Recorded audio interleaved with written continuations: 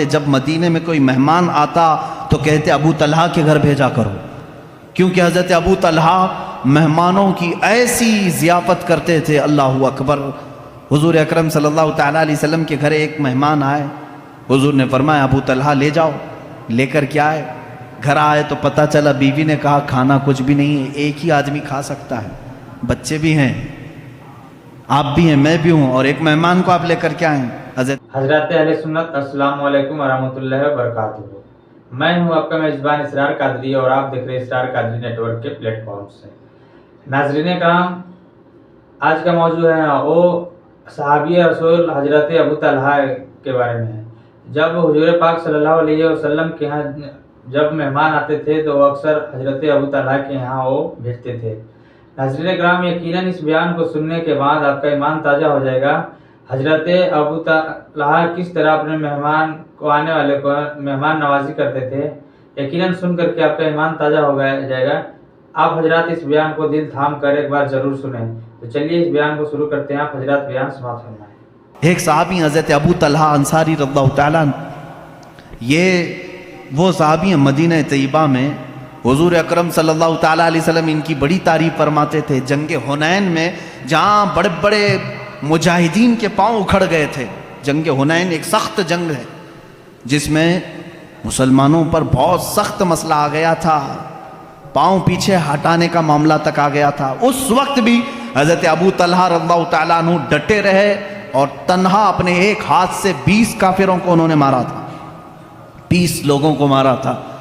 صحابی رسول، ان کے پاس بڑی بڑی فضیلتیں تھے، میرے آقا صلی اللہ تعالیٰ علیہ وسلم ان سے محبت فرماتے جب مدینے میں کوئی مہمان آتا تو کہتے ابو طلحہ کے گھر بھیجا کرو، کیونکہ حضرت ابو طلحہ مہمانوں کی ایسی ضیافت کرتے تھے، اللہ اکبر۔ حضور اکرم صلی اللہ تعالیٰ علیہ وسلم کے گھر ایک مہمان آئے، حضور نے فرمایا ابو طلحہ لے جاؤ، لے کر کے آئے، گھر آئے تو پتہ چلا بیوی نے کہا کھانا کچھ بھی نہیں ہے، ایک ہی آدمی کھا سکتا ہے، بچے بھی ہیں، آپ بھی ہیں، میں بھی ہوں، اور ایک مہمان کو آپ لے کر کے آئیں۔ حضرت ابو طلحہ نے کہا کوئی بات نہیں، بچوں کو سلا دو، بچوں کو تھپک کر سلا دو، کل ان کے لیے دیکھا جائے گا، اور رہی بات تیری اور میری، ہم رات کو صبر کر لیں گے، ہمارے کھانے میں سب سے پہلا حق مہمان رسول کا ہے۔ کون ہے جو اپنے گھر کی ایک کھانے کی مقدار کو آئے ہوئے مہمان کے لیے دے دے؟ اپنے بچوں کو سلا دیا، بیوی سے کہہ دیا، لیکن مہمان کو یہ بات معلوم ہونے نہ پائے کہ میرے گھر میں صرف ایک آدمی کا کھانا ہے۔ کہا دسترخوان بچھانا، کھانا رکھنا، لیکن اے میری شریک حیات چراغ بجھا دینا، چراغ گل کر دینا۔ ان کی بیوی نے دسترخوان پر کھانا رکھنے کے بعد چراغ بجھا دیا، چراغ بند ہو گیا، اندھیرا رہا۔ حضرت ابو طلحہ نے مہمان کے سامنے کھانے کی برتن آگے کی، کہا آپ کھاتے رہے، میں بھی کھا رہا ہوں۔ آپ نے صرف منہ چلایا اور مہمان کو پیٹ بھر کر کھانا کھلایا، یہاں تک کہ صبح ہوئی۔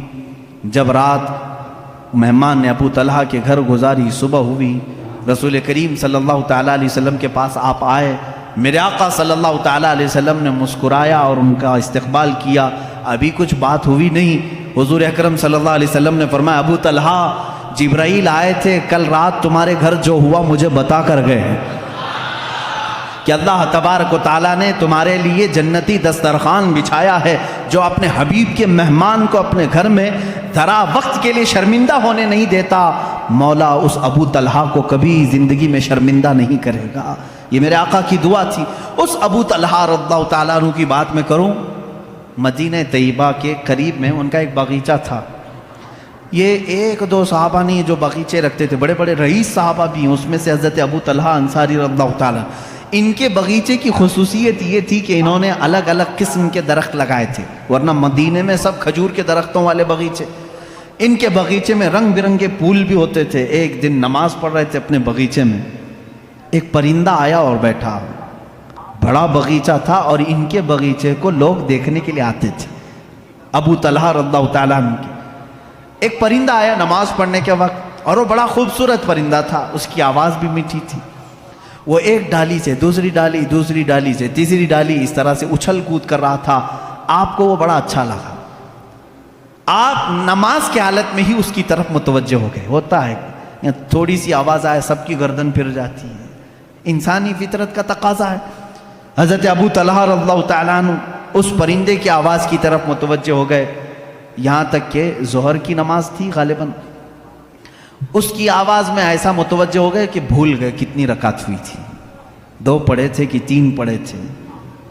آپ کو شک ہو گیا کہ میری 2 رکعت ہوئی کہ 3 رکعت ہوئی۔ پرندے کے چہچہانے نے مست کر دیا۔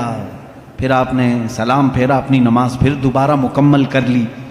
دوڑتے ہوئے میرے آقا صلی اللہ علیہ وسلم کے پاس آئے، کہا یا رسول اللہ صلی اللہ علیہ وسلم، آپ کی بارگاہ میں خبر دینے آیا ہوں، آپ کو معلوم ہے میرا سب سے حسین باغیچہ ہے مدینے کے گرد و نواح میں؟ کہا ہاں معلوم ہے۔ حضرت ابو طلحہ نے کہا یا رسول اللہ صلی اللہ علیہ وسلم، آج میں اسی باغیچے میں نماز پڑھ رہا تھا، ظہر کے وقت ایک پرندہ چہچہانے لگا، میرا خیال اس طرف ہو گیا۔ کہا کیا ہوا پھر؟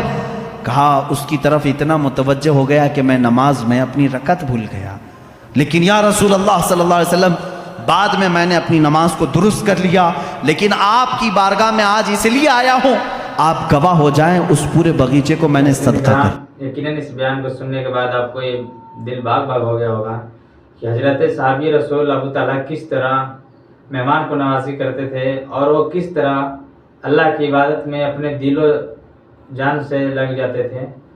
بس آج کی اتنا ہی۔ آپ ناظرین کرام اس چینل پہ پہلی مرتبہ آئے ہوں گے تو چینل کو سبسکرائب کر لیجئے گا، اور ویڈیو اچھا لگا ہوگا تو ویڈیو کو لائک کیجئے، شیئر کیجئے، اور اپنا خیال رکھیے۔ آج تک کی بس اتنا ہی۔ السلام علیکم ورحمۃ اللہ وبرکاتہ۔